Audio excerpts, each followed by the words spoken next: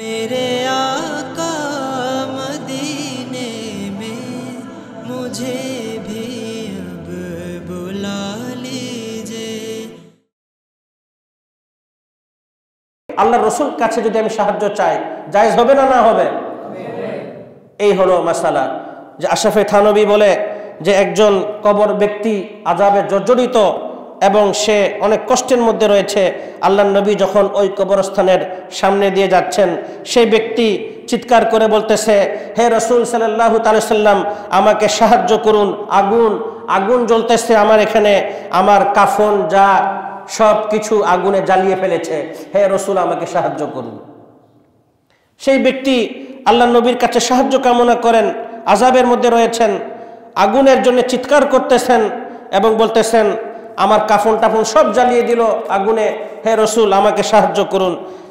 আল্লাহ নবী সাল্লাল্লাহু তাআলা সাল্লাম সেখানে বললেন, এই ব্যক্তি এই যদি এখানে আল্লাহর নবী কথা বলতেছেন, মাটির উপরে রয়েছেন আর ওই ব্যক্তি আযাব হচ্ছে মাটির নিচে, রাসূল তার সাথে কথা বলতেছেন, সাহাবায়ে কেরাম সেখানে মজুদ, কিন্তু আল্লাহ নবী যা বলেন সবাই শুনে না, আল্লাহ নবী যা দেখেন সবাই সেটাও দেখে না। আল্লাহ নবী বলছেন যে হে নবী, হে আল্লাহ নবী বলেন, হে ব্যক্তি তুমি আজকে আমি আল্লাহ রসুলের কাছে সাহায্য কামনা করেছো, এই শুনো, তুমি আমি দেখতে পাচ্ছি তোমার যে আযাব হচ্ছে, তুমি যদি রজবুল মুরাজ্জাব রজব মাসে একটা দিনও যদি রোজা পালন করতে, তাহলে আজকে কবরে তোমার এই আযাবটা হতো না। আল্লাহ নবী তাকে জানাচ্ছেন, কবরের ভিতরে যে বলেন নাই, উপরে থেকে ব্যক্তি কবরে, আল্লাহ নবী বলছেন তুমি যদি রজব মাসে একটা রোজা পালন করতে, তাহলে আজকে তোমার এই আযাবটা হতো না। আমাদেরকে আল্লাহ তৌফিক দান করুক একটা রোজা রাখার অন্তত। আল্লাহ নবী বলছেন একটা দিনও যদি কেউ রোজা রাখে রজবুল মুরাজ্জাবে, ওই কবরের আযাব থেকে আল্লাহ পাক তাকে হেফাজত করবেন, কবরের আযাব থেকে বেঁচে যাবে। আল্লাহ নবী বললেন যে তোমার এই কারণে আযাব হতো না। এরপর আল্লাহ রাসূল সাল্লাল্লাহু আলাইহি ওয়াসাল্লাম 100 বার সূরা ইখলাস পড়লেন।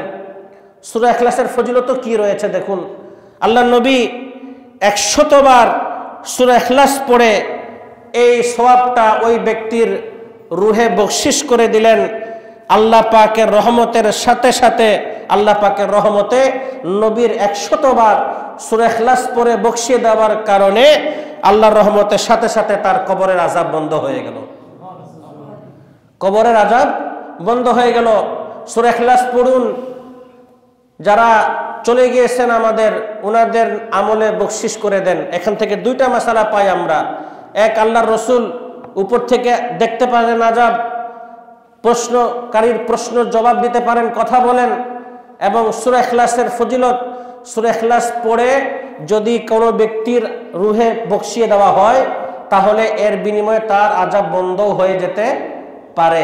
এটা আল্লাহ নবী নিজের চোখে দেখে ঘোষণা দিয়েছেন যে 100 বার সূরা ইখলাস পড়ে যখন বখশিয়ে দিলেন, আল্লাহ নবী দেখলেন আল্লাহ পাক তার রহমতের সাথে সাথে কবর আযাবকে বন্ধ করে দিলেন। এবং রজবুল মুরাজ্জাবে একদিন রোজা রাখার কি ফজিলত, এটাও এই হাদিস থেকে জানা যায়। আমার দয়াল নবী রাসূল পাক সাল্লাল্লাহু তাআলা সাল্লাম উনি যদি উপরে থেকে কবরের নিচের মুর্দার সাথে কথা বলতে পারেন, তো তিনি মদিনা শরীফে রওজাতে আকদাসে, রওজাতে থেকে সেখান থেকেও তিনি যে কোনো উম্মতের কে দেখতে পারেন এবং উম্মতের তিনি সাথে ইচ্ছা করলে কথাও বলতে পারেন। এটাই হচ্ছে আহলে সুন্নাত ওয়াল জামাতের আকীদা। আল্লাহ পাক আমাদেরকে বুঝার তৌফিক দান করুন এবং রজবুল মুরাজ্জাবে যে আমলগুলো রয়েছে আল্লাহ পাক সেই আমলগুলো করার আমাদেরকে তৌফিক দান করুন এবং সর্বোপরি আমাদেরকে যেন মাহে রমজানুল কারীম পর্যন্ত আল্লাহ পাক আমাদেরকে হায়াত দান করুন, আমিন। ওয়া আখিরু দাওয়ানা আলহামদুলিল্লাহি রাব্বিল আলামিন। আসসালামু আলাইকুম ওয়া রাহমাতুল্লাহি তাআলা ওয়া বারাকাতুহু।